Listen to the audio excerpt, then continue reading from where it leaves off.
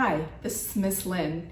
If you're looking at this video, you're interested in activities for 4 to 5-year-olds regarding the book, The Icky Bug Alphabet Book. I'll also have some general literacy activities that you can do with the same age group. One of the things I want to concentrate on today, since it is an alphabet book, is making sure your children understand that vowels in the English language make 2 sounds, and there are even some consonants, C and G in particular, that have 2 different sounds. So why don't we get started? On the very front cover of the book, you can point out to your child the word icky. Icky has the I vowel sound that is the short I sound, I. Also, the word illustrator has the short vowel sound.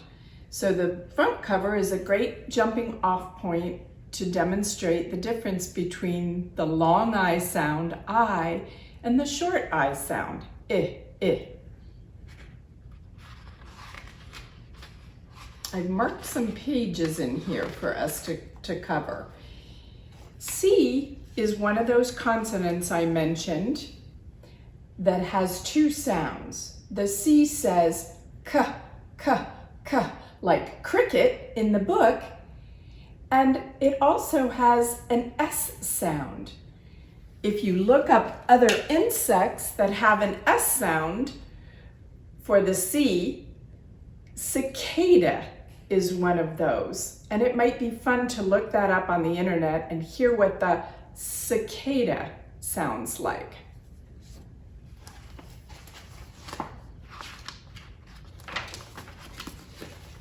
E is another vowel. The earwig has an E sound in it. It's a little hard to discriminate, so you'll want to work with your child and try to find an insect that has the short E sound. So I found one. It's called the elephant hawk. An elephant hawk moth has the word elephant, which begins with the E sound.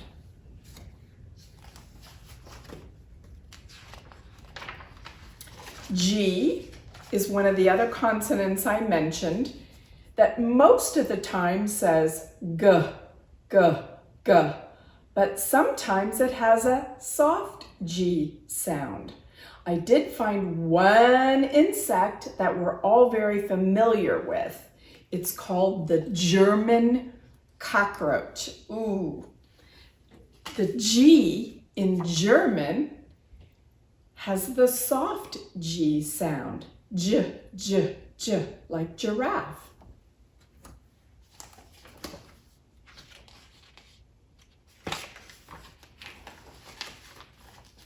We talked about the Io moth when we read the story. The Io moth is the long I sound, and I did find another insect with the short I sound, the inchworm. It might be fun to look up inchworm and see how the inchworm inches along.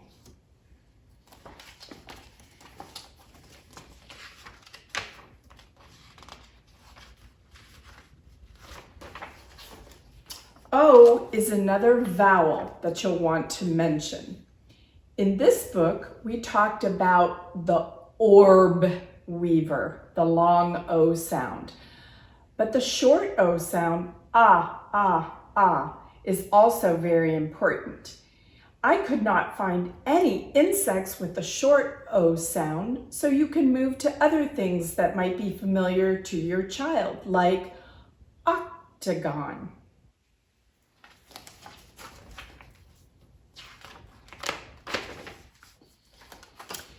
Q is one of those funny consonants I wanted to just mention.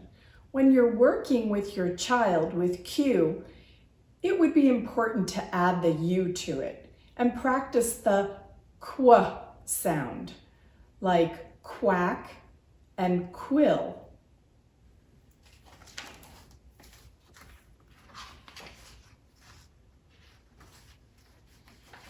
One final comment I wanted to make is about the letter X. Letter X is really hard. It's the K and S sound together, X. So you'll want to practice that with your child as well. All right, so moving along to some other activities regarding the sounds of letters in general. I want to show you two homemade boards that I've made here from materials that you could find around your house. And if you have a dry erase marker or a marker that rinses off with water, you could do either of these two boards. So one thing we want to do regarding letters and letter sounds is we want to do activities where we isolate the sounds of the letter. So take the word bug in a lot of our bug books and isolate those phonemes. B, g. Deconstruct the word with your child and then have your child put the word back together again. B, g is bug.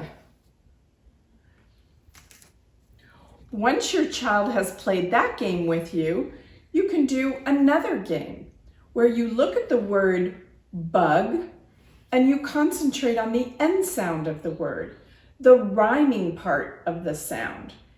And then you play with phonemes to plug in. So you can take the b away and put a h for hug, a m for mug, and an for lug. Play with the words with your kids, manipulate the sounds, and they'll have a great time.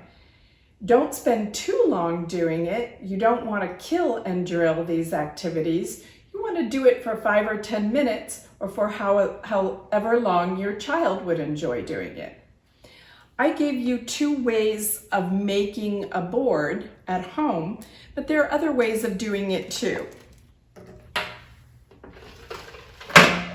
If you have a cookie sheet at home and magnetic letters, you can do the same idea with your magnetic letters and then just manipulate the sounds. Here we have the word bug, but if we take out the U and put in an A, we have the word bag, the short A sound. And these are the kinds of games you can play at home with your child. Another thing you can do manipulating letters on a magnetic board is you can play a game where you pretend like an I Spy game and say, I spy an uppercase letter that says G, G, G. Naturally, it's the G. Once your child has guessed, you can replace that letter with something else and continue playing the I Spy game. Another thing you can do if you have these materials in your home is you can create a board where you mix uppercase, lowercase letters and numbers, because visual discrimination is something that's very important for young children to understand. That's what helps them identify letters. So I hope all of these games and activities have been helpful for you today. I hope to see you again on my next video. Thank you.